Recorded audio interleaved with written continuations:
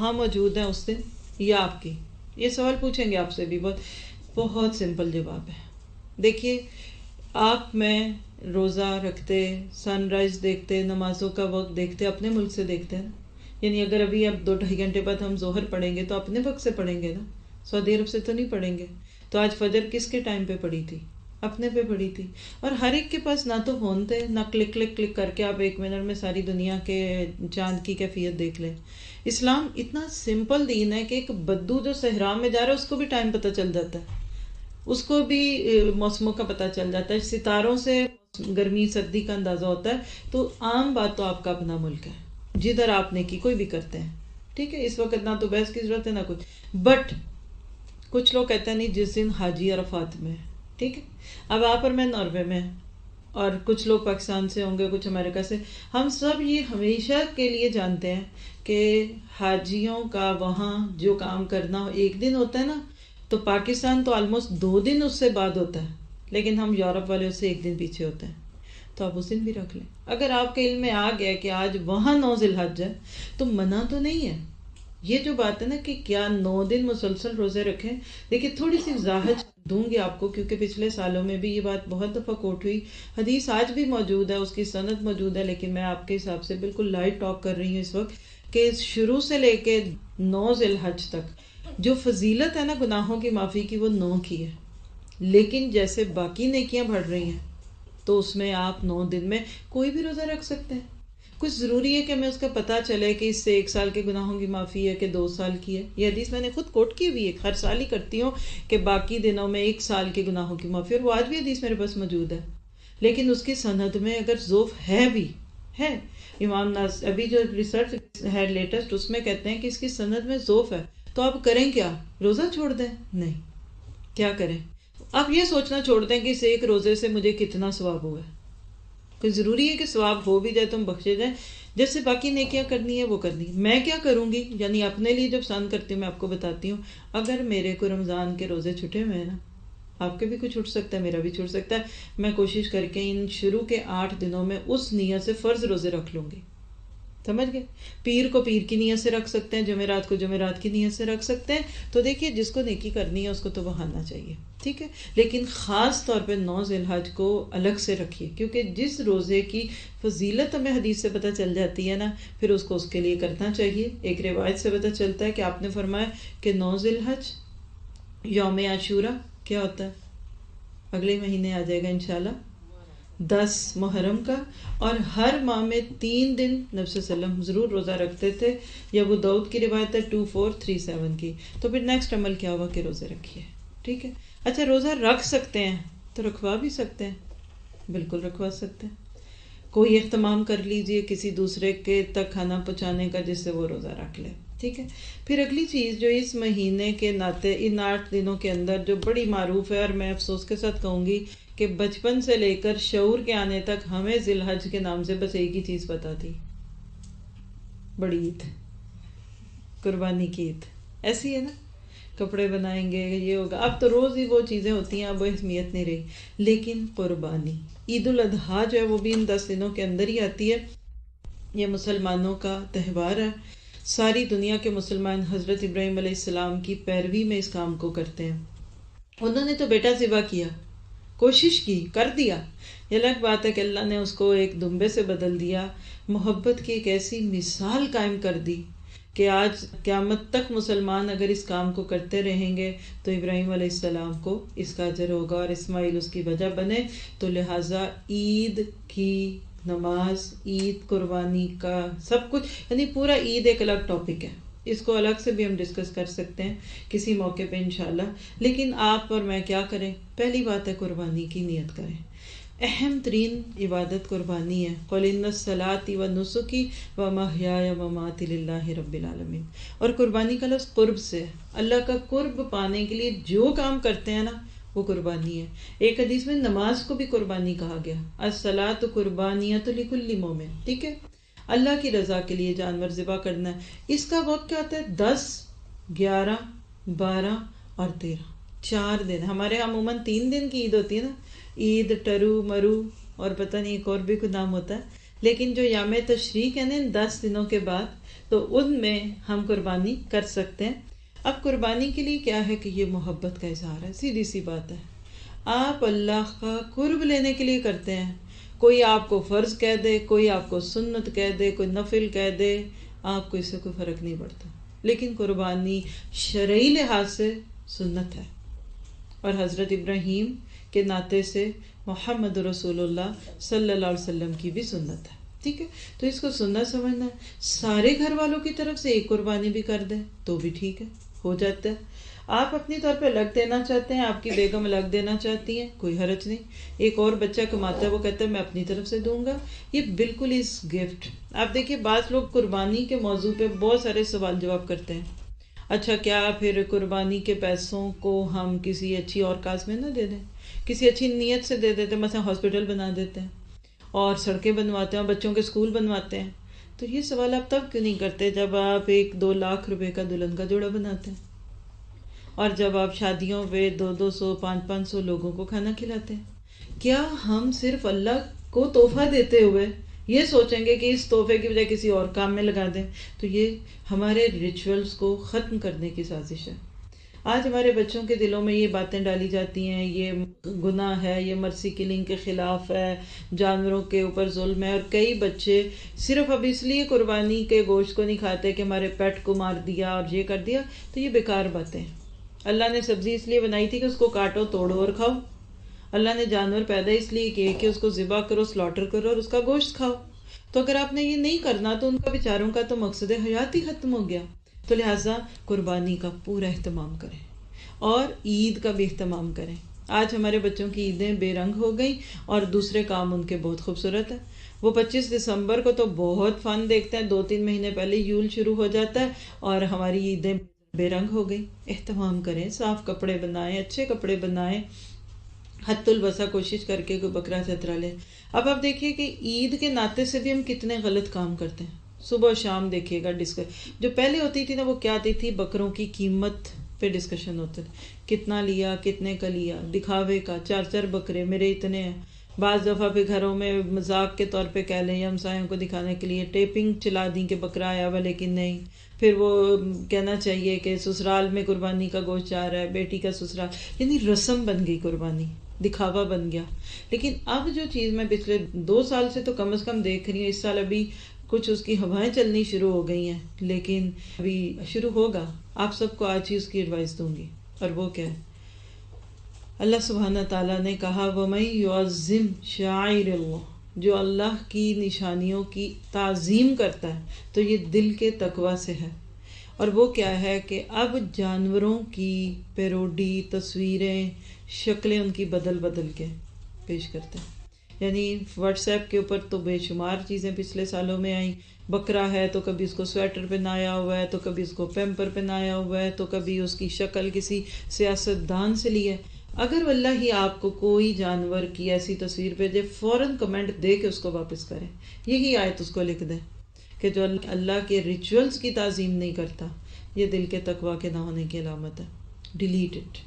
آگے کرنا تو بہت دور کی بات ہے، ان کو رکھیں، کیونکہ یہ اللہ کے رستوں میں قربان ہے۔ مجھے آج بھی یاد ہے جب اپنا شعور ابھی نیا نیا چلتا ہے، 10-12 سال، تو ہم بکرے کو دیکھ کے کہتے تھے ہائے یہ کل مر جائے گا، ہائے اس کی آنکھوں میں پانی ہے، ہائے، پھر ہمیں بڑے کہتے تھے دیکھو یہ ہم سے تو یہ بکرا اچھا ہے، یہ تو اللہ کے رستے میں مر رہا ہے۔ تو مجھے اچھی طرح یاد ہے کہ ہم ان سوچوں کے ساتھ بکروں کو دیکھتے تھے۔ شعور اتنا تو نہیں تھا نا کہ ہم مریں گے کہ نہیں کیا ہوگا، لیکن یہ پتا تھا کہ یہ بکرا ہم سے اچھا ہے، یہ اللہ کے راستے میں ذبح ہو رہا ہے۔ اب آج ان بکروں کی تصویریں، لطیفے، جوک، اور سب سے تکلیف دہ بات جو ہے کہ آپ ان کو انسانی شکلوں میں سیاست دانوں کی شکلیں بنا کر ذبح کرتے دکھائیں، کیا آپ کے بچے کل قربانی کو کوئی ریچول سمجھیں گے؟ تو یہ نہ کیجیے۔ پھر قربانی کے گوشت کو کبھی برا نہ کہیں، اس میں بو آتی ہے، اس میں اسمیل آتی ہے، اس میں بال ہے، ہم تو نہیں کھاتے۔ ہمیشہ میں نے دیکھا کہ قربانی سے 1-2 دن پہلے سے گوشت ختم ہو جاتا تھا گھروں میں، دال سبزی پہ آتے تھے، کیونکہ قربانی کا گوشت کھائیں گے تو مزہ آئے گا۔ آج یہ حال ہے، عید والے دن بھی فریزر سے پرانا گوشت نکل کے ہی پکتا ہے۔ ان چیزوں سے بچیں۔ پھر اس میں ایک چھوٹی سی چیز کہ ہم جو پردیس میں رہتے ہیں یا ویسٹ میں رہتے ہیں، ہم کیا کریں، بڑا آرام سے ایک فون پہ ہم کہہ دیں گے جی وہاں ہماری قربانی کر دیں، نہ ہم نے جانور خریدا، نہ اس کی گندگی اٹھائی، نہ اس کو کاٹا، نہ صفائی کی، اور ہمارے پیسے برے ہو گئے۔ نہیں، جہاں رہتے ہیں وہاں کریں۔ آپ سارا سال گوشت یہاں کھاتے ہیں کہ پاکستان سے منگاتے ہیں؟ تو پھر کیا قربانی کا بکرا ہی مہنگا؟ اور آپ کہتے ہیں جی اس ملک میں اجازت نہیں، تو کیوں نہیں؟ تیسری نسل مسلمانوں کی، چوتھی نسل ہو، اور ان کو اپنے ایک ریچول پہ کسی، اور سارا ملک خالی پڑا ہے، کھیت بھی ہیں، کھلیان بھی ہیں، جنگل بھی ہیں، کسی ایک جگہ پہ کوئی مسلمان ایک سلاٹر ہوم نہیں بنا سکتا؟ مجھے نہیں پتا ادھر ہے کہ نہیں، میں صرف آپ کو ایک پرووکنگ سٹائل دے رہی ہوں۔ امریکہ میں بے شمار، کینیڈا میں بے شمار، یو کے میں بے شمار۔ اگر ادھر نہیں ہے تو یہ حکومت کا قصور نہیں ہے، یہ آپ کا میرا قصور ہے۔ کیا بکرے نہیں کٹتے؟ یہاں گوشت نہیں آتا؟ سب آتا۔ بلکہ امریکہ میں جب تک میں تھی تو ہم لوگ اسپیشلی عید کی نماز کے فوراً بعد سب ساتھی اپنے جو لائک مائنڈیڈ لوگ ہوتے ہیں، گاڑیاں اٹھا کر ہم سارے تھوڑا سا 10 منٹ دور ہی کھلی جگہ ہوتی ہے، وہاں انہوں نے سلاٹر ہوم بناتے ہیں، اسپیشلی گاڑیاں لے کر بچوں کو جاتے تھے، وہاں بکرے ہوتے ہیں، ادھر سے پسند کرتے ہیں، کئیوں نے تو پہلے سے اپنا نام دیا ہوتا ہے، پھر لائنیں لگتی، پھر وہاں بیٹھے کوئی پکا رہا ہے کوئی کھا رہا ہے، تو دوپہر ظہر تک بکرے کٹ رہے اور گوشت بٹ رہا، جو بھی کر کرا کے تو پھر ظہر تک واپس آتے، تو پتہ لگتا ہے کہ عید ہے۔ آپ کے میرے لاشور میں وہی ہے نا عید، جو قربانی کا گوشت کرتا تھا۔ آپ کے بچے کیسے یاد رکھیں گے؟ اور پھر ایک اور چیز، عام دنوں میں بچے اگر عید آ جاتی ہے تو کئی جگہ گھروں میں تو پتہ بھی نہیں چلتا، مرد کام پہ گئے ہیں، بچے اسکولوں میں گئے، کیوں؟ ویکینڈ پہ چھٹی لے لیں گے۔ یہ غلط ہے، یہ زیادتی ہے آپ کی، اس لیے کہ جتنی آپ اہمیت دیں گے اتنی بچے بھی دیں گے۔ تو بہرحال عید کے ناطے سے بہت ساری چیزیں ہیں، لیکن یہ یاد رکھیے کہ اس کا مقصد جو ہے وہ تقویٰ ہوگا، اللہ کا قرب لینے کے لیے ہوگا۔ پھر اس کے بعد آپ دیکھیے کہ قربانی کی باتوں پہ بھی بہت سے لیکچر ہیں، آپ پچھلے سالوں میں سے بھی سن سکتے ہیں، اس کے احکامات بھی بہت سے ہیں۔ کوشش کروں گی یہ جو ہمارا 10 دن کا سورہ توبہ کا کورس چلے گا، اس میں بیچ بیچ میں آپ کو روز کوئی چھوٹی ٹپ قربانی یا ان دنوں کے ناطے سے دیتی رہوں تاکہ ہم اس فارم میں رہیں۔ پھر اس کے بعد اگلی چیز جو اس موقع پہ ہے وہ ہے حج۔ آپ اور میں حج کی بات کرتے ہیں۔ آپ دیکھیے کہ میں آپ سے ایک سوال پوچھ سکتی ہوں، اتنا پرسنل تو نہیں ہے لیکن اگر برا لگے تو جواب نہ دیں، کہ آپ میں سے کون کون سسٹر حج کر چکی ہیں؟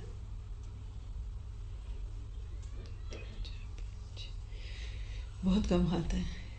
ہم سب جتنے لوگ یہاں موجود ہیں، ہر ایک خود سے پوچھیں پہلی چیز کہ میں حج کر چکی ہوں۔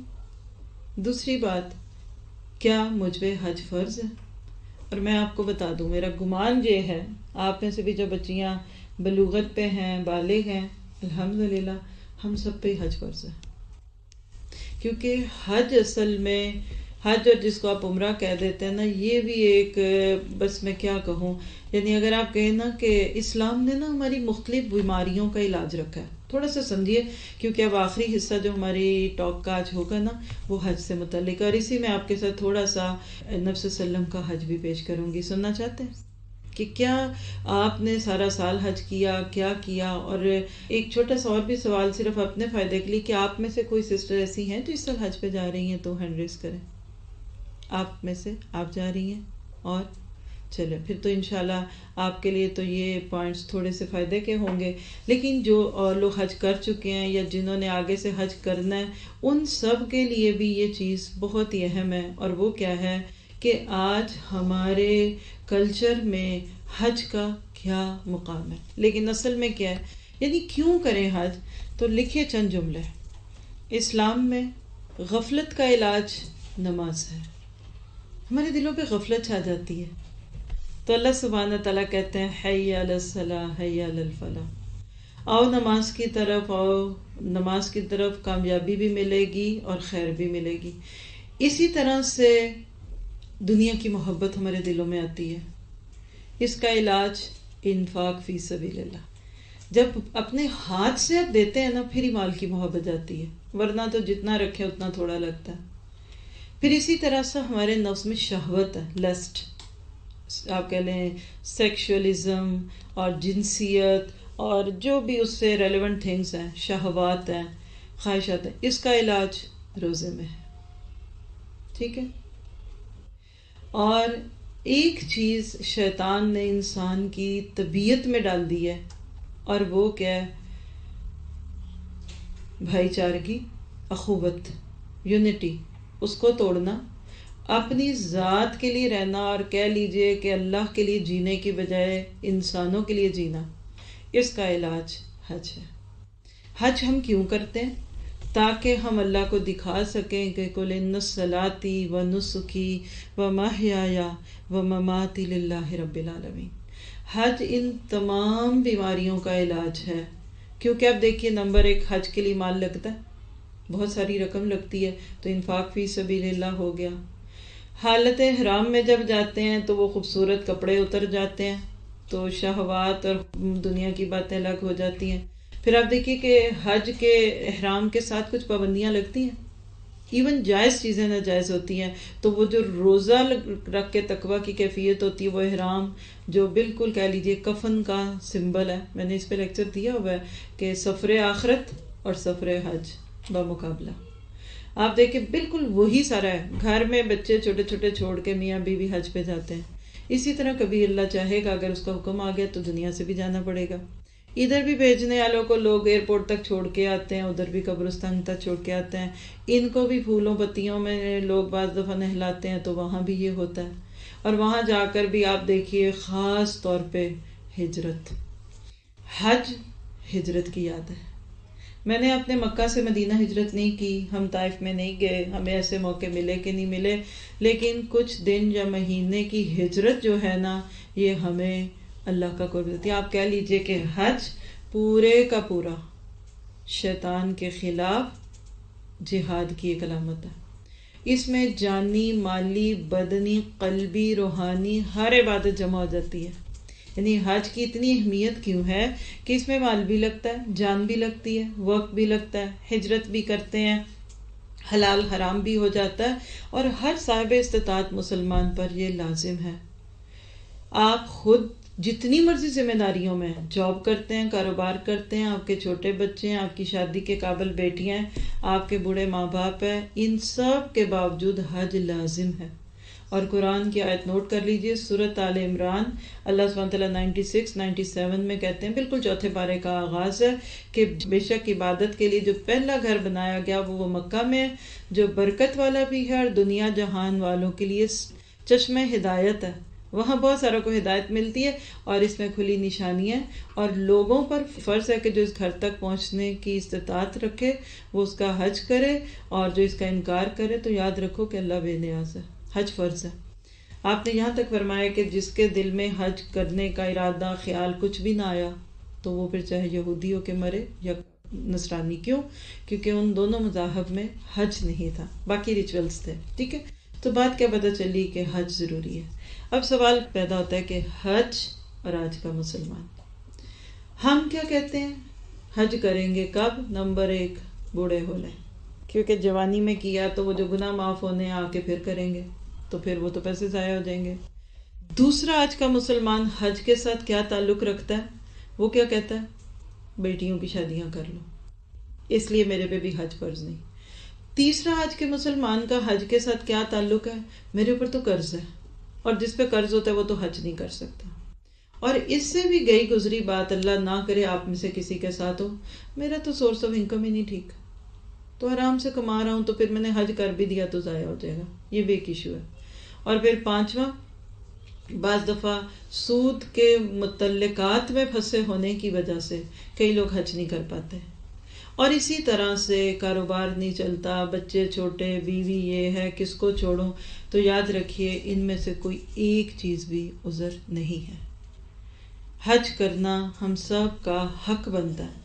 ایک بچہ جب پیدا ہوتا ہے، ایک کان میں اللہ اکبر اور دوسرے میں اشہد ان لا الہ الا اللہ، اور دوسری طرف اللہ کے رسول کا جو آوازہ بلند ہوتا ہے، تو اسی دن سے یہ تڑپ پیدا ہو جانی چاہیے کہ میں اللہ کے گھر میں جاؤں۔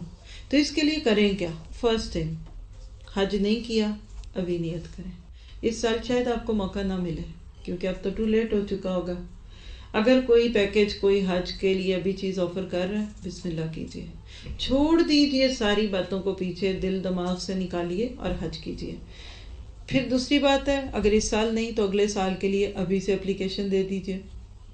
پھر اگلی چیز کیا ہے کہ حج کے ساتھ جو لوازمات ہوتے ہیں اس کے لیے ابھی سے تیار ہو۔ وہاں چلنا پڑتا ہے تو ابھی چلنے کی عادت ڈالیں، وہاں بھوکا رہنا پڑتا ہے تو بھوکے رہیں. آپ دیکھیے پورا مکہ کتنا خوبصورت ہے، سجا سنورا ہے، اتنے بڑے بڑے برج بن گئے، لیکن مینا اور مزدلفہ میں بھی آج بھی وہ کچی وادیاں آپ کو دکھتی ہیں. یہ حج کا مقصد ہے. پھر اگلی چیز اس میں ایک اور چیز ہے ہمارے کلچر میں جو بہت ہی غیر مناسب ہے.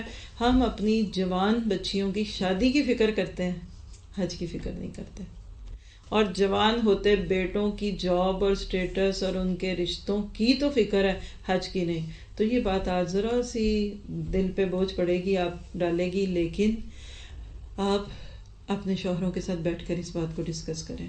آپ کے بچوں کو حج کروانا ٹھیک ہے، اگر وہ بالغ اور ابھی کماتے نہیں ہیں تو یہ آپ ہی کا فرض ہے، لیکن لازم ہے. 5-6 شرطیں ہیں. میں اس وقت کوئی فقہی باتوں میں نہیں جا رہی، اس پہ پوری پوری کتابیں، حج اور عمرہ کے مسائل بک باید بک سٹور میں بھی ہے، ایپ پہ بھی میں نے دیکھی ہے الحمدللہ، ویب سائٹ پہ اس کے آڈیوز بھی ہیں. سنیے اور پڑھیے، ساتھ لے جائیں. بلکہ جو حج پہ جا رہا ہے وہ دعاؤں کی بکس، دعاؤں کے ایپس ڈاؤن لوڈ کروا لیں، باہر سے بکس آپ کو دیتے ہیں. شعور کے ساتھ حج کریں. اگر آپ میں سے کوئی یہاں بیٹھا حج کے لیے جا رہا ہوتا تو میں زیادہ بات اس پہ کرتی، لیکن اس وقت بس آپ کے میرے لیے یہ نیت لازمی ہے کہ ہم ابھی اس سال حج نہیں کر رہے، لیکن جو اگلے 10 کام ہیں جو ان دنوں میں ہم نے جو کرنی ہے، باقی نیکیاں وہ تو کر سکتے ہیں نا. تو نیت کر کے، ارادے کر کے بیٹھیں گے، انشاءاللہ اللہ تعالی ہماری مدد کرے گا. اب میں آپ کے ساتھ آخری حصے میں آخری خطبہ، نبی صلی اللہ علیہ وسلم نے پوری زندگی میں ایک حج کیا، میں آپ کو وہ خطبہ سنانا چاہتی ہوں جو نبی صلی اللہ علیہ وسلم نے اپنے حج کے موقع پہ کیا. اور آپ کو پتہ ہے کہ ہمارے ذہن میں کیا آتا ہے کہ چونکہ نبی صلی اللہ علیہ وسلم مکہ میں رہتے تھے، میرا تو یہ خیال تھا بچپن میں ہر سال حج کرتے ہوں گے، نہ ان کو ٹکٹ لینی پڑتی ہوگی، نہ ان کو بہت مشکل چیزوں سے گزرنا ہوتا ہوگا. تو جب میں نے فرسٹ ٹائم سنا کہ اللہ کے نبی نے صرف ایک ہی حج کیا، تو سچی بتاؤں مجھے اللہ کے نبی کے بارے میں تھوڑا سا خیال آ گیا، یہ کیا بات ہے صرف ایک حج کیا. لیکن جب سیرت پڑھی، اور آپ کو ایک بہت دلچسپی، اور یہ سب اللہ کے حکم کی باتیں ہیں، بہت ہی اچھی سوچ، پر امید رویوں کے ساتھ میں آپ کے سامنے نبی صلی اللہ علیہ وسلم کا حج کا خطبہ رکھتی ہوں. ہمیں مختلف سیرت کی کتابوں میں ملتا ہے. ادھر اسی اسکول میں ہم لوگ محسن انسانیت پڑھ رہے ہیں، اللہ کے نبی صلی اللہ علیہ وسلم کی زندگی، اس میں سے حج کا ٹاپک پڑھ لیں. نہیں ہے تو رحیق و مختوم بک، تو اس میں حج کے موقع پہ نبی کا حج ہے. لیکن آج میں جس دعا اور محبت کے ساتھ اس کو پڑھنے لگی آپ کے سامنے، وہ یہ ہے کہ ایک ایک لفظ پہ غور کیجئے، آپ بھی اور میں بھی. اور آج دنیا میں جو ایک فیلنگز ہے پیس کی، امن کی، اور غیر مسلموں میں اس کا اتنا غلغلہ ہے، women rights, human rights, kids right, labour right, اور جیو اور جینے دو کا، آپ کو صرف ایک اس خطبے کے اندر وہ سب کچھ ملے گا اللہ کی توفیق اور اس کی رحمت سے. اور آپ دیکھیں گے کہ اگر یہ صرف خطبے کے الفاظ ہم نان مسلمز کے ساتھ شیئر کر دینا تو ہمارا سر فخر سے بلند ہو سکتا ہے کہ ہمارے نبی نے انسانیت کو وہ پیکج دیا جو یقین کیجئے آج اگر دنیا میں کیا صرف مسلمانوں کے ملکوں میں نافذ ہو جائے تو یہ دنیا جنت نصیر ہوگی. آئیے پڑھتے ہیں. نبی کریم صلی اللہ علیہ وسلم نے اپنی حیات مبارک میں صرف ایک ہی حج ادا فرمایا. اس موقع پر آپ نے اپنی اونٹنی قصوہ پر سوار ہو کر جو خطبہ دیا وہ تاریخ اسلام میں خطبہ حجۃ الوداع کے نام سے مشہور ہے. اس خطبے کی ابتدا میں اللہ کے رسول نے اللہ کی حمد و ثنا کی. یہ نوٹ کریں، خطبے کے چھوٹے چھوٹے جو پوائنٹس تھے، سب سے پہلے حمد و ثنا، اور پھر ارشاد فرمایا اللہ کے سوا کوئی اور معبود نہیں، وہ یکتا ہے، کوئی اس کا شریک نہیں. اللہ نے اپنا وعدہ پورا فرمایا، اس نے اپنے بندے رسول کی مدد فرمائی، اور تنہا اس کی ذات نے باطل کی ساری قوتوں کو زیر کیا. اس کی زیادہ وضاحت آپ کو سورۃ توبہ کے پہلے سبق میں ہوگی انشاءاللہ کہ یہ حج آپ نے کب کیا تھا. سن 8 ہجری میں مکہ فتح ہوا. سن 9 ہجری میں آپ نے ابو بکر اور علی کو بھیجا حج کے لیے، خود نہیں گئے کیونکہ ابھی پہلا حج تھا اور وہاں بھی بت بھی تھے، سب تھے. بٹ پھر سن 10 ہجری مکہ کے آزاد ہونے کے بعد آپ نے تقریباً 1-1.5 سال کے بعد حج کیا. تو یہاں اللہ کے وعدہ پورا ہونے کی بات سمجھ آ رہی ہے کہ مکہ بتوں سے آزاد ہوا، اور وہی مکہ جہاں سے ایمان اور جان بچاتے ہوئے نکلے تھے اللہ نے وہاں فاتح بنا کر بھیج دیا. آج بھی اللہ کا یہی وعدہ امت مسلمہ کے لیے. محکومیت حاکمیت میں بدل سکتی ہے، مروبیت روب میں بدل سکتی ہے اگر آج ہم اللہ تعالیٰ پہ نظریں لگائیں۔ پھر آپ فرماتے ہیں لوگوں میری بات سنو، میں نہیں سمجھتا کہ آئندہ کبھی ہم کسی مجلس میں اس طرح یکجا ہو سکیں گے۔ یہ جملہ کیا بتاتا ہے؟ نبی صلی اللہ علیہ وسلم کی روانگی کی تیاری ہے۔ تو کیا اب اس سے پتہ چلا کہ اللہ کے نبی کو پہلے پتہ تھا میں مرنے والا ہوں؟ یاد رکھیے، میں آپ کو آج کے پروگرام سے بتا دیتی ہوں۔ آپ یہاں آئے نا، جب آپ آئے تو آپ کو پتا تھا یہ پروگرام ہوگا، اور اب آپ کو پتا ہے کہ یہ پروگرام اختتام پہ۔ جب کام پورا ہو جاتا ہے نا تو واپسی ہے۔ اب سے تھوڑی دیر بعد آپ فری ہو جائیں گے، کھائیں پئیں جائیں ملیں جو بھی کریں۔ تو نبی صلی اللہ علیہ وسلم کا مشن پورا ہو گیا تھا۔ قل جاء الحق وزهق الباطل ان الباطل کان زہوقا، اس کی طرف اشارہ ہے کہ لوگوں لگتا ہے میرا کام پورا ہو گیا تو اب میں جاؤں گا۔ اللہ کا ارشاد ہے، یہ ہیں اصل میں وہ گولڈن پوائنٹس جو اس وقت انسانیت کو دینے کی ضرورت ہے۔ کیا کہ انسانوں، ہم نے تم سب کو ایک ہی مرد و عورت سے پیدا کیا اور تمہیں جماعتوں اور قبیلوں میں بانٹ دیا تاکہ تم الگ الگ پہچانے جا سکو۔ اس کو نوٹ کریں، ذات اور برادریاں کس لیے ہیں؟ پہچان کے لیے، فخر کر بڑائی کے لیے نہیں۔ تم میں زیادہ عزت اور کرامت والا اللہ کی نظر میں وہی ہے جو اللہ سے زیادہ ڈرنے والا ہے۔ 3 سیکنڈ لیں، پوچھیں کس کی ذات اونچی؟ ان اکرمکم عند اللہ اتقاکم۔ اگر میرے اندر تقوی ہے نا تو میں عزت عالی ہوں، چاہے میرا نسب کسی حبشی خاندان سے ملتا ہے یا کسی بھی بہت دبے ہوئے معاشرے سے میں تعلق رکھتی ہوں، اور اگر میرے میں تقوی نہیں ہے تو چاہے میں سیدوں کی پشت سے کیوں نہیں ہوں، میری کوئی عزت اللہ کی نگاہوں میں نہیں ہے۔ یہی معیار اپنے لیے رکھیے۔ نہ عجمی کو عربی پر کوئی فوقیت حاصل ہے، نہ عربی کو عجمی پر، نہ کالا گورے سے افضل ہے، نہ گورا کالے سے۔ آج تک یہ بت نہیں ٹوٹ سکا۔ آج بھی دنیا کے کچھ ملک ایسے ہیں، گوروں کے بیٹھنے کی جگہیں الگ ہیں، کالوں کی الگ ہے۔ بسوں کا ایک حصہ مخصوص ہے گورے کے لیے اور ایک کالے کے لیے۔ جس چیز کو کالا ہاتھ لگا لے اس کو کوئی پی نہیں سکتا، کھا نہیں سکتا۔ اللہ کے نبی نے آج سے 1400 سال پہلے انسانیت کو ایکویلٹی کا درس دے دیا۔ ہاں، بزرگی اور فضیلت کا کوئی معیار ہے تو وہ تقوی ہے۔ سب انسان آدم کی اولاد ہیں، اور آدم کی حقیقت اس کے سوا کیا ہے کہ وہ مٹی سے بنائے گئے۔ وہ اب فضیلت اور بزرگی کے تمام دعوے، خون اور مال کے سارے دعوے اور انتقام میرے پاؤں تلے روندے جا چکے ہیں۔ یعنی پیچھے خون خرابہ تھا، مکہ والے بالکل کہہ لیجیے جاہلیت میں تھے۔ ایک قتل کے بدلے پورا پورا خاندان قتل ہوتا، جان کے بدلے جان، مال کے بدلے مال لیتے تھے۔ اللہ کے نبی نے کہا آج کے بعد ختم۔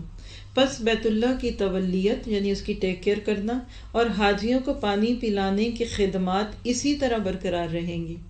وہ دن اور آج کا دن آپ دیکھیے، وہ لفظ آپ پڑھتے ہوں گے نا، خادم حرمین شریفین، 2 حرموں کی خدمت کرنے والے۔ اور میں سوچتی ہوں سعودی حکومت کو یہ جو اعزاز حاصل ہو گیا یہ ان سے کوئی نہیں لے سکتا۔ بسوں پہ بھی لکھا ہوتا ہے، گاڑیوں پہ ان کا ایک پورا شعبہ ہے۔ تو اللہ کے نبی نے کہا کہ یہ خدمت اسی طرح چلتی رہے گی، یعنی گورنمنٹ نہیں کر سکتی، یہ ایک خاندان، ایک سلسلے سے جو پیچھے چیزیں چل رہی ہیں آج بھی انہی کے پاس ہے۔ قریش کے لوگوں، یہ تھے اصل میں اس دور کے باتیں، ان کے دلوں میں تھا کہ ہم بڑے ہیں۔ اللہ کے نبی کیا کہتے ہیں؟ تمہاری گردنوں پر تو دنیا کا بوجھ لدا ہوا ہے، اپنے اور دوسرے لوگ سامنے آخرت کی تیاری کے ساتھ پہنچے، اور اگر ایسا ہوا تو میں اللہ کے سامنے تمہارے کچھ کام نہ آ سکوں گا۔ یہ کس کو کہہ رہے ہیں؟ سیدوں کو کہہ رہے ہیں، حسب نسب والوں کو کہہ رہے ہیں کہ اگر دنیا میں پڑ گئے تم تو کل میرا تمہارے خاندان سے ہونا تمہیں کوئی فائدہ نہیں دے گا، کیونکہ حدیث میں آتا ہے جس کے عمل نے اس کو پیچھے چھوڑ دیا اس کا نسب اس کے کوئی کام نہیں آئے گا۔ قریش کے لوگوں، اللہ نے تمہاری جھوٹی نخوت کو ختم کر ڈالا، یعنی اندر بڑائی کا ایک احساس، نخوت یا ایک تکبر، کبر، یعنی اللہ نے تمہاری جھوٹی شان کو ختم کر ڈالا، اور باپ دادا کے کارناموں پر تمہارے فخر و مباحات کی اب کوئی گنجائش نہیں، اور تمہارے خون و مال، عزتیں ایک دوسرے پر حرام کر دی گئیں ہمیشہ کے لیے۔ ان چیزوں کی اہمیت ایسی ہی ہے جیسے تمہارے اس دن کی اور اس ماہ مبارک کی جو خاص کر اس شہر میں ہے۔ تم سب اللہ کے آگے جھک جاؤ گے اور تمہارے اعمال کی باز پرس وہ کرے گا۔ دیکھو کہیں میرے بعد گمراہ نہ ہو جانا کہ آپس میں ہی کچھ تو خون کرنے لگو، یعنی قتل و غارت۔ اگر کسی کے پاس امانت رکھوائی جائے تو وہ امانت رکھوانے والے کو اس کی امانت پہنچانے کا پابند ہے۔ لوگوں، ہر مسلمان دوسرے مسلمان کا بھائی ہے اور سارے مسلمان آپس میں بھائی بھائی ہیں۔ اپنے غلاموں کا خیال رکھو، ہاں غلاموں کا خیال رکھو، انہیں وہی کھلاؤ جو خود کھاتے ہو، انہیں وہی پہناؤ جیسا تم پہنتے ہو۔ دور جاہلیت کا سب کچھ میں نے اپنے پیروں سے رون ڈالا۔ زمانہ جاہلیت کے خون کے سارے انتقام اب کل عدم ہے۔ کل عدم کیا؟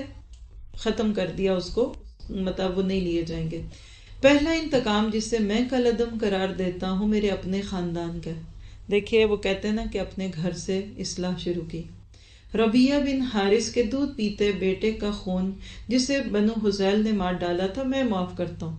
ہم کیا کہتے ہیں؟ تم ہمیں حق دو، ہمیں معاف کرو، پہلے ہم تمہیں کرکا نہیں، میں تمہیں معاف کرتا ہوں۔ دور جاہلیت کا سود اب کوئی اہمیت نہیں رکھتا۔ اب یہ دیکھیں، پہلے قتل کے سارے مقدمے ڈیلیٹ کیے اور اب سود کے۔ پہلا سود جسے میں معاف کرتا ہوں عباس بن عبد المطلب کا سود، اب یہ ختم ہو گیا۔ یعنی عباس نے سود لینا تھا لوگوں سے، تو جنہوں نے لینا ہوتا ہے وہ تو بڑی مشکل سے چھوڑتے ہیں، کہ میں ان کی طرف سے معاف کرتا ہوں کہ جن سے انہوں نے لینا تھا وہ ان سے نہیں لیں گے۔ لوگوں، اللہ نے ہر حقدار کو اس کا حق دے دیا ہے۔ اب کوئی کسی وارث کے لیے وصیت نہ کرے۔ بچہ اسی کی طرف منسوخ کیا جائے گا جس کے بستر پر وہ پیدا ہوا۔ جس پر حرام کاری ثابت ہو اس کی سزا تو رجم اور پتھر ہے، حساب کتاب اللہ کے ہاں ہوگا۔ یعنی اللیگل بچوں کے بارے میں بھی بتا دیا، کیونکہ اس دور کا یہ عام مسئلہ تھا۔ جو کوئی اپنا نسب بدلے گا یا کوئی غلام اپنے آقا کے مقابلے میں کسی اور کو اپنا آقا ظاہر کرے گا، اس پر اللہ کی لعنت۔ تو اپنے باپ کا نام نہیں ہٹانا، کسی اور کو اپنا باپ ثابت نہیں کرنا۔ قرض قابل ادائیگی ہے، عاریتاً یعنی ادھار لی ہوئی چیزیں واپس کرنی چاہیے۔ سوچئے ذرا، آپ بھی کچھ لیا ہوا تو نہیں کسی سے اور دینا ہی بھول گئے۔ تحفے کا بدلہ دینا چاہیے، اور جو کوئی کسی کا ضامن بنے وہ تاوان ادا کرے۔ پہلے دور میں ضمانت لے لیتے تھے، اچھا یہ نہ آیا تو میں اس کا تاوان دوں گا، تو اگر ایسا کیا تو پھر دیجیے۔ کسی کے لیے یہ جائز نہیں کہ وہ اپنے بھائی سے کچھ لے اس کے سوا کہ جس پر اس کا بھائی راضی ہو اور خوشی خوشی دے، خود پر اور ایک دوسرے پر زیادتی نہ کرو۔ اچھا ہم کیا کرتے ہیں؟ پارٹی دو، دعوت کھائیں گے، لڈو کھلاؤ، مٹھائی کھلاؤ۔ کسی مسلمان کا صرف وہ مال آپ اور میں کھا سکتے ہیں جو طیب نفس خوشی سے کھلائے۔ تو اب دیکھیے ذرا، شادیوں پہ لوگ کھلا کے بعد میں گلے کرتے ہیں، اتنے لاکھوں کا خرچہ آ گیا۔ تو ناجائز کسی کو مجبور کر کے بھی اس کا مال کھانا جائز نہیں ہے۔ عورت کے لیے یہ جائز نہیں کہ وہ اپنے شوہر کا مال بغیر اس کی اجازت کے کسی کو دے۔ دیکھو تمہارے اوپر تمہاری عورتوں کے کچھ حقوق ہیں، اسی طرح ان پر تمہارے حقوق واجب ہیں۔ تمہارا حق عورتوں پر یہ ہے کہ وہ اپنے پاس کسی ایسے شخص کو نہ بلائیں جس سے تم پسند نہیں کرتے، اور نہ کوئی خیانت کریں، یعنی کسی غیر مرد سے تعلقات نہ بنائیں، کوئی کام کھلی ہوئی بے حیائی کا نہ کریں، اور اگر وہ ایسا کریں تو اللہ کی جانب سے اس کی اجازت ہے کہ تم انہیں معمولی جسمانی سزا دو۔ اگر وہ باز آ جائیں تو انہیں پھر اچھی طرح سے کھلاؤ پلاؤ۔ عورتوں سے بہتر سلوک کرو کیونکہ وہ تمہاری پابند ہیں، وہ خود اپنے لیے کچھ نہیں کر سکتی، اس لیے ان کے بارے میں اللہ کا لحاظ رکھو کہ تم نے انہیں اللہ کے نام پر حاصل کیا اور اسی کے نام پر وہ تمہارے لیے حلال ہوئیں۔ میں تمہارے نام ایسی چیز چھوڑے جاتا ہوں کہ اگر اس پر قائم رہے تو کبھی گمراہ نہ ہو سکو گے، اور وہ اللہ کی کتاب ہے۔ اور دیکھو دینی معاملات میں غلو سے بچنا کہ تم سے پہلے کے لوگ انہی باتوں کے سبب ہلاک کر دیے گئے۔ شیطان کو بھی اس بات کی کوئی توقع نہیں رہ گئی کہ اس کس شہر میں عبادت کی جائے گی۔ کس شہر میں؟ مکہ میں۔ لیکن اس کا امکان ہے کہ ایسے معاملات میں جنہیں تم کم اہمیت دیتے ہو اس کی بات مان لی جائے اور وہ اس پر راضی ہے، اسی لیے تم اس سے اپنے دین اور ایمان کی حفاظت کرنا۔ اور دیکھ لیجیے آج بھی حرم میں شرک نہیں ہے، لیکن کچھ سائڈ کی چیزیں تو موجود ہیں، شیطان اسی پہ بڑا خوش ہے۔ لوگوں اپنے رب کی عبادت کرو، 5 وقت کی نماز ادا کرو، مہینے بھر کے روزے رکھو، اپنے مالوں کی زکوٰۃ خوش دلی سے ادا کرتے رہو، اپنے اللہ کے گھر کا حج ادا کرو اور اپنے اہل امر کی اطاعت کرو تو اپنے رب کی جنت میں داخل ہو جاؤ گے۔ اب مجرم خود ہی اپنے جرم کا ذمہ دار ہوگا، اور اپنا باپ کے بدلے بیٹا پکڑا جائے گا، نہ بیٹے کا بدلہ باپ سے لیا جائے گا۔ سنو جو لوگ یہاں موجود ہیں، کہاں؟ اس وقت میدان عرفات میں۔ اب یہ بات آپ اپنے اوپر بھی لیجئے، آپ سب یہاں بیٹھ کر اس پرسکون ماحول میں یہ باتیں سن رہی ہیں نا، اسی طرح ذرا امیجینیشن میں لائیں، یہ ایک خطبہ یا ایک درس ہی ہم پڑھ رہے ہیں نا۔ اگر آوازیں ریکارڈ کرتی تو شاید آج نبی صلی اللہ علیہ وسلم کی ہم ریکارڈنگ سنتے، مجھے نہ ہی بولنا پڑتا، ہے نا۔ آپ سوچئے وہ لوگ جو اس دن موجود تھے، کوئی ان کے مقام کو پا سکتا؟ تو یہ فرسٹ ہینڈ نالج ڈلیور کرنے والی جگہوں پہ موجود لوگوں کی خوش بختی ہے۔ خود کو مبارک دیں کہ آپ یہاں بیٹھے ہیں، یہ بات ریکارڈ ہو رہی ہے، اور پتہ نہیں یہ ہزاروں یا لاکھوں کہاں جائے گی، اللہ کو پتہ ہے، اور ضائع ہو جائے گی یہ بھی اللہ کو پتہ ہے۔ لیکن میں حیران ہوتی ہوں، ایک چھوٹی سی بات کسی ایک درس میں نے کی ہوتی ہے، مجھے ایسٹ ویسٹ نارتھ ساؤتھ چاروں طرف سے کہیں نہ کہیں اس کا کوئی فیڈ بیک ملتا ہے، تو میں کہتی ہوں ان کو یہ پتہ ہے میں بول رہی ہوں، ان کو یہ نہیں پتہ میں کن کے سامنے بول رہی ہوں۔ تو ہمیشہ ان جگہوں پہ آنے کا اہتمام کریں۔ جو قرآن ریکارڈ ہوتا ہے وہ میں نہیں بولتی، آپ بھی بولتے ہیں، آپ بلواتے ہیں، تو بہت خوش قسمت ہے آپ لوگ کہ اگر آپ کے پاس یہ اپرچونٹی موجود ہے۔ نہ تو اس میں کوئی سگنل ڈراپ ہوتے ہیں، اور نہ اس میں آواز کی فلکچویشن ہوتی ہے، صرف تھوڑی سی کوشش کی ضرورت ہے۔ اور یاد رکھیے نعمتیں ہمیشہ پاس نہیں رہتی۔ لَإِن شَكَرْتُمْ لَأَزِيدَنَّكُمْ وَلَئِن كَفَرْتُمْ إِنَّ عَذَابِي لَشَدِيدٌ۔ تو اللہ کے نبی آپ ان لوگوں کو انوالو کر رہے ہیں جو وہاں موجود تھے۔ سنیے گا، سنو جو لوگ یہاں موجود ہونے چاہیے کہ یہ احکام اور یہ باتیں ان لوگوں کو بتا دیں جو یہاں موجود نہیں ہیں۔ ہو سکتا ہے کوئی غیر موجود تم سے زیادہ سمجھنے اور محفوظ رکھنے والا ہو۔ تو بلغوا عنی ولو آیہ، جو باتیں سنتے ہیں اس کی اچھی باتیں دوسروں سے شیئر کریں، ان تک بھی یہ علم کو پہنچائیں۔ اس کے بعد خاتم الانبیاء صلی اللہ علیہ وسلم نے فرمایا، اور لوگوں میرے بارے میں تم سے سوال کیا جائے گا تو تم کیا جواب دو؟ یہ ہے سب سے زیادہ سینٹیمنٹل سینٹنسز۔ 13 سال مکہ میں اور اب 9 سال مدینہ میں ہو گئے، ابھی اگلا سال نہیں آیا، 10واں سال ہے بلکہ یہ، یعنی آپ کی اس 10 کہہ لیجیے چلے، 13 مکہ کے اور 10 مدینہ کے، 23 سال سے تم مجھے دیکھ رہے ہو، کیا کہتے ہو میرے بارے میں؟ یعنی اپنا کردار پیش کر دیا محاسبے کے لیے، لوگوں کی عدالت میں خود کو کھڑا کر کے کہتے ہیں میرے بارے میں کل جب تم سے پوچھا جائے گا تو کیا جواب دو گے؟ کون تھا میں؟ اللہ پرست تھا یا نفس پرست تھا؟ خواہش پرست تھا یا دنیا پرست تھا؟ یا معاشرے کو دیکھتا تھا یا خاندان کو دیکھتا تھا؟ ذرا سا اپنے اوپر لے کر سوچئے اس کو۔ کل اپنے ساتھیوں کو ہم کہیں کہ قیامت کے دن میرے بارے میں کیا کہو گے، تو کیا گواہیاں دیں گے لوگ میرے بارے میں؟ صحابہ کی گواہی سنیے، لوگوں یعنی صحابہ نے جواب دیا، ہم اس بات کی شہادت دیں گے کہ آپ نے امانت، اور امانت کیا یعنی دین یعنی آپ نے امانت پہنچا دی، اور آپ نے حق رسالت ادا فرما دیا، اور امت کی خیر خواہی فرمائی، یعنی آپ بلغت و ادیت۔ یہ سن کر نبی صلی اللہ علیہ وسلم نے اپنی شہادت کی انگلی آسمان کی طرف اٹھائی اور لوگوں کی جانب اشارہ کرتے ہوئے 3 مرتبہ ارشاد فرمایا، اے اللہ گواہ رہنا، اے اللہ گواہ رہنا، اے اللہ گواہ رہنا۔ ان الفاظ کی ادائیگی کے فوراً بعد آپ پر آخری وحی نازل ہوئی، جس کے الفاظ یہ ہیں، الیوم اکملت لکم دینکم واتممت علیکم نعمتی وردیت لکم الاسلام دینا۔ کہ آج ہم نے تمہارے دین کو مکمل کر دیا اور اپنی نعمت تم پر تمام کر دی، اور تمہارے لیے اسلام کو ایک مذہب، ایک دین کے طور پہ منتخب کیا۔ سورۃ مائدہ کی آیت نمبر 3 ہے۔ تو یہ تھا ایک خلاصہ نبی صلی اللہ علیہ وسلم کے آخری خطبے کا۔ یقین کریں ہم جتنا نبی کی محبت میں اس وقت رو سکتے ہیں رو لیں، نعتیں پڑھ کے اور نبی صلی اللہ علیہ وسلم کی زلفوں اور ان کے چہروں کا ذکر کر کے تو روتے ہی ہیں، وہ بھی رونا چاہیے، بری بات نہیں ہے، لیکن یہ ہے مشن محمدی۔ اور میں اس آخری جملوں پہ اٹک گئی ہوں۔ کیا میں آپ سے یہ سوال پوچھ سکتی ہوں؟ کیا میں نے آپ کے شہر میں آپ کو بتانے کا حق ادا کر دیا؟ کیا میں نے اپنی استعداد کے مطابق آپ کے اسکول کی خدمت کر دی ہے؟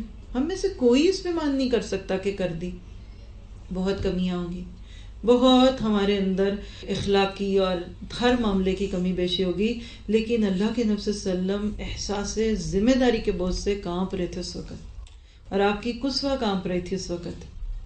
یہ بہت بڑی ذمہ داری ہے، اور میں اسی پہ آپ سب کو آج چھوڑوں گی کہ اللہ کے نبی تو کہہ کر گئے کہ میں نے تو اپنا حق ادا کر دیا، کیا میں نے اور آپ نے ادا کیا؟ اور یہ جو آخری چند جملے ہیں نا کہ جو حاضر ہیں یہ غیر حاضر تک اس پیغام کو پہنچا دیں، اس ایک جملے نے اس خطبے سے اب کتنے رہ گئے؟ ذی الحج، محرم، صفر اور ربیع الاول۔ نبی صلی اللہ علیہ وسلم اس حج کے تقریباً 3 ماہ کچھ دن کے بعد اپنے مالک حقیقی کو جا ملے، اور جب آپ کی وفات ہوئی تو صحابہ کے لیے وہ ناقابل برداشت وقت تھا، لیکن اس ایک جملے نے مدینہ کو صحابہ سے الگ کرنا شروع کر دیا۔ اگر نبی کی محبت میں مدینہ میں بیٹھے رہتے، آپ کے روزے کے پاس ہوتے، تو یہ اسلام یہ 120 پلس ملکوں میں نہ پھیلتا۔ صحابہ نے اللہ کے نبی کے مشن کو یاد رکھا۔ تو یہ ذی الحج کا مہینہ یہ ہمیں ان پیاری ہستیوں کی یاد دلاتا ہے۔ کیا میری آپ کی زندگی کا مقصد پورا ہو گیا؟ آج جاتے ہوئے یہ ضرور خود سے پوچھیے گا، میں نے ناروے میں رہنے کا حق ادا کر دیا؟ وَكَذَلِكَ جَعَلْنَاكُمْ أُمَّةً وَسَطًا لِتَكُونُوا شُهَدَاءَ عَلَى النَّاسِ، اور ہم نے تم کو ایک امت وسط، میڈیم بنا دیا لوگوں کے لیے ہدایت کا۔ کیوں؟ تاکہ تم لوگوں کو حق کی گواہی دو۔ کیا میرے نیبر میں ابھی بھی کوئی نان مسلم ہے؟ کافر کی بات میں نہیں کرتی، وہ اللہ جانتا ہے کون کافر ہے، لیکن اگر آپ کے میرے ارد گرد نان مسلم ہیں اور ابھی تک میں نے آپ نے اتنا خوبصورت دین ان تک نہیں پیش کیا، تو کل سوال جواب ہو سکتا ہے۔ اللہ تعالیٰ سے دعا ہے کہ وہ ہمیں اس دین کی قدر کی توفیق دے۔ اور یہ آج کے لیے چند باتیں تھیں، لیکن یہ باتیں ختم نہیں ہوئیں۔ یہی جگہیں، یہی سب کچھ اللہ کے حکم سے ہر دن ہمارے لیے اللہ کے نبی صلی اللہ علیہ وسلم کے اس پیغام کو عام کرنے کے لیے موجود ہے، اور وہ یہی ہے کہ الحمدللہ اب رمضان کے بعد ہر کلاس شروع ہو چکی ہے، بہت طویل چھٹیوں کے بعد۔ آپ میں سے کچھ لوگ وہ بھی ہوں گے جو سائٹ کی برانچز میں ہیں، کچھ وہ جو شام کی کلاس میں ہیں، کچھ ویکنڈ کے ہیں۔ ہر ایک میرے ان جملوں کو اپنے لیے سمجھے۔ یہ صرف میں آپ کو کہہ رہی ہوں کہ یہ نعمت، یہ اسکول، یہ ساتھی، یہ کرسیاں، یہ میز، یہ ماحول ہر ایک کو میسر نہیں ہے۔ میں نے ان تقریباً 3 ماہ میں، یعنی رمضان سے پہلے نکلی تھی آپ کے شہر سے، اور اب آئے ہوئے بھی الحمدللہ 2 ہفتے ہو گئے۔ میں نے کوئی 5-6 ملکوں کو وزٹ کیا، اور اس میں 8-10 شہروں میں، اور اس میں بھی پھر مختلف جگہ میں وہ لوگ جو چاہتے ہیں کہ دین کا کام کریں، لیکن ماحول نہیں ہے۔ تڑپنے لے بہت ہیں، آن لائن سے پڑھے ہوئے، ادھر سے سنا، ادھر سے پلیٹ فارمز نہیں ہیں، کہیں جگہ نہیں ہے، اور کہیں جگہ اتنی خوبصورت ہے پتہ ہی نہیں کرنا کیا ہے۔ اور ہر بندے کو میرے نام کے ساتھ پتہ نہیں کیوں لفظ اوسلو یاد آتا ہے، تو مجھے اکثر شہروں میں جانے کے بعد یہ جملہ ضرور سننے کو ملتا ہے، کاش ہم اوسلو میں ہوتے، کاش ہم ناروے میں ہوتے۔ آپ آج کے اس جملوں سے یہ سوچئے کہ کئی دفعہ ہم نہیں کہتے کاش ہم مدینہ میں ہوتے، کاش ہم نبی صلی اللہ علیہ وسلم کے دور میں ہوتے، تو میں تو کانپ جاتی ہوں۔ اللہ تیرا شکر ہے میں نہیں تھی اس دور میں۔ جو میری آج اللہ کے دین اور نبی کے طریقوں سے میری جو تعلقات اور پرائرٹیز ہیں، میری تب بھی وہی ہونی تھی۔ یہ تو بچ گئے، نام کسی دوسری لسٹ میں نہیں نظر آ گیا، ورنہ عبداللہ بن ابی بھی وہیں تھا اور ابو بکر صدیق بھی وہیں تھے۔ تو میں اور آپ آج کے دور کے مکلف ہیں، اپنی اس ذمہ داری کو محسوس کریں۔ اگر میں اور آپ اس دین سے براہ راست تعلق نہیں لیں گے تو کون لے گا؟ ہمارے بچے کیا کہیں گے؟ اس ایک نسل جو اس وقت آپ کے جوان بچے ہیں، ان کے بچوں کو کون دین سکھائے گا؟ تو اس لیے اس ذمہ داری کو محسوس کریں، سنجیدگی کے ساتھ لیں۔ یہ دین کا معاملہ، یہ بہت سنجیدہ معاملہ ہے، یہ ہزل نہیں ہے۔ سورۃ طارق کے آخر میں اللہ فرماتے ہیں وَمَا هُوَ بِالْهَزْلِ، یہ کھیل نہیں ہے، یہ سنجیدہ ہے۔ اس کے لیے کمٹمنٹ چاہیے ہوتی ہے، اس میں کچھ قربانی دینی پڑتی ہے، اس میں اپنی ذاتی زندگی کو آگے پیچھے کرنا پڑتا ہے۔ جس کو اس کی توفیق مل جائے وہ مبارک کے قابل ہے۔ تو الحمدللہ ویک ڈیز کی کلاسز بھی موجود ہیں، یعنی صبح بھی ہے، شام بھی ہے، ویک ڈیز بھی ہیں، ویکینڈ بھی ہیں۔ تو آپ اپنے آپ کو کسی نہ کسی جگہ ضرور باندھیں۔ اس سے فائدہ کیا ہوگا کہ آپ کے اپنے آنے میں سہولت ہوگی۔ ٹھیک ہے، جزاک اللہ خیر۔ سبحانک اللہم و بحمدک، اشہد ان لا الہ الا انت، استغفرک و اتوب الیک۔ ربنا تقبل منا انک انت السمیع العلیم، وتب علینا انک انت التواب الرحیم وصلی اللہ تعالی خیر خلقہ واصحابہ اجمعین برحمتک یا ارحم الراحمین ربنا ظلمنا انفسنا وان لم تغفر لنا وترحمنا لنكونن من الخاسرین یا حی یا قیوم برحمتک نستغیث رب ارحمهما كما ربیانی صغیرا ربنا هب لنا من ازواجنا وذریاتنا قرۃ اعین واجعلنا للمتقین اماما۔ یا اللہ ہماری اس چھوٹی سی کوشش کو قبول فرما، ہماری غلطیوں کی اصلاح فرما، جنہوں نے بھی اس کوشش میں کوشش کی، مدد کی، تعاون کیا، ان سب کا یہ قبول فرما۔ جو ساتھی آئے ان کا آنا قبول فرما، ان کی پریشانیوں کو دور فرما، بیماریوں کو دور کر دے۔ یا اللہ آپ ہمیں علم کے لیے زیادہ محنت اور کوشش کرنے والا بنا دے۔ یا اللہ ہم دنیا سے کسی لمحے چلے جائیں گے، ہمیں آج بھی اس کا احساس ہے۔ یا اللہ ان لمحوں کی قدر کی توفیق دے۔ یا اللہ بچوں کے غموں سے بچا، ماں باپ اور بھائی بہنوں کے صدموں سے بچا۔ یا اللہ ہم سب کو بس ایک غم لگا دے کہ ہمارا اور ہمارے پیاروں کا کیا بنے گا۔ یا اللہ ہمیں آخرت کے غم لگا دے۔ یا اللہ ہمارے سب غم چھوٹے کر دے۔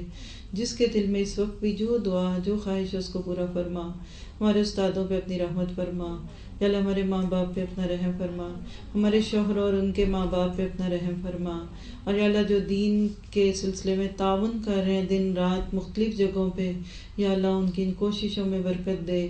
اور یا اللہ جو نعمتیں تو نے ہمیں دی ہیں ہمیں اس کی قدر کی توفیق دے۔ یا اللہ اگر ہمارا نام کسی کلاس میں ہے تو ہمیں اس ذمہ داری کو محسوس کرنے والا بنا۔ یا اللہ نعمت کو پا کر اس سے بدلنے والوں میں ہمارا نام نہ لکھنا، محروم لوگوں میں نہ رکھنا۔ اور یا اللہ ہمیں اپنے آنے والی نسلوں کے لیے خیر کی چابیاں بنا اور شر کے تالے بنا۔ یا اللہ اس ملک کو ہم جو کچھ ان سے لیتے ہیں ان کو دینے والے بنے۔ اور یا اللہ اسکول کو قیامت تک آباد رکھنا۔ یا اللہ جہاں بھی لوگ نور القرآن کے پلیٹ فارم پہ کام کر رہے ہیں، جن کو میں جانتی ہوں جن کو میں نہیں جانتی، خاص طور پہ آج نام لے کے ان کے لیے دعا کر رہی ہوں کہ یا اللہ ان کی عمروں میں صحت میں برکت دے، بیماریوں سے بچا، رزق حلال اور راہ دے۔ اور اس کے علاوہ جو بھی جہاں حق کو پھیلانے کے لیے کسی نام کسی ادارے کے ساتھ کام کر رہا ہے، یا اللہ ان کو بھی اس میں برکت عطا فرما۔ سبحانک اللہم و بحمدک اشہد ان لا الہ الا انت استغفرک و اتوب الیک۔ ربنا تقبل منا انک انت السمیع العلیم وتب علینا انک انت التواب الرحیم وصلی اللہ تعالی خیر خلقہ واصحابہ اجمعین برحمتک یا ارحم الراحمین آمین۔